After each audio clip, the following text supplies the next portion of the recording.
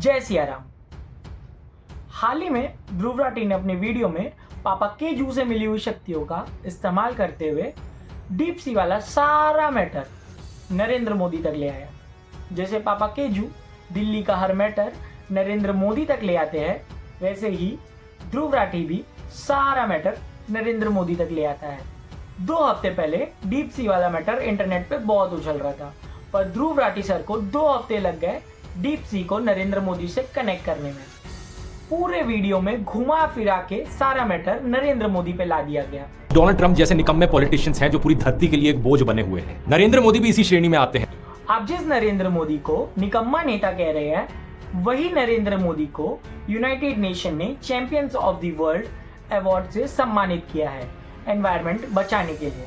जब आप भारत के प्रधानमंत्री को एक निकम्मा पॉलिटिशियन कहते हैं, वो प्रधानमंत्री जो ना सिर्फ एक पॉलिटिकल लीडर है बल्कि एक एनवायरमेंटल वॉरियर भी है, वो प्रधानमंत्री जिन्होंने पेरिस क्लाइमेट एग्रीमेंट को सपोर्ट किया और एक कमिटमेंट देते हुए कहा कि 2030 तक भारत अपनी कार्बन डेंसिटी को 33 से 35% तक कम कर देगा, जिसमें सबसे बड़ा रोल प्ले कर रहा है सोलर एनर्जी। इंडिया आज सोलर एनर्जी में दुनिया में सबसे आगे खड़ा, चाहे वो 2015 में इंटरनेशनल सोलर अलायंस बनाना हो, जिसमें मोदी जी ने सभी देशों को एनकरेज किया कि वो सोलर एनर्जी अपनाए, जिस अलायंस का मेन मोटिव ये है कि सोलर एनर्जी को एक्सेसिबल और सस्ता बनाया जाए। इंडिया का टारगेट है कि 2030 तक 500 गीगावाट रिन्यूएबल एनर्जी तक अपनी कैपेसिटी को पहुंचाना, या इंडियन गवर्नमेंट के द्वारा बनाया हुआ NAPCC यानी national action plan for climate change, जिसमें 8 मिशन को लॉन्च किया गया जो सोलर एनर्जी, वाटर कंजर्वेशन और ऑर्गेनिक एग्रीकल्चर को प्रमोट करता है, और ये क्लाइमेट चेंज के तरफ उठाया हुआ सबसे बड़ा कदम है।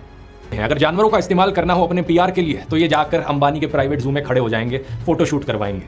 वीडियो में आप बात कर रहे हैं वाइल्ड लाइफ कंजर्वेशन की, पर जब कोई आदमी 25,000 जानवरों को रेस्क्यू करके लाता है तो उसे आप प्राइवेट जू का नाम दे रहे हैं।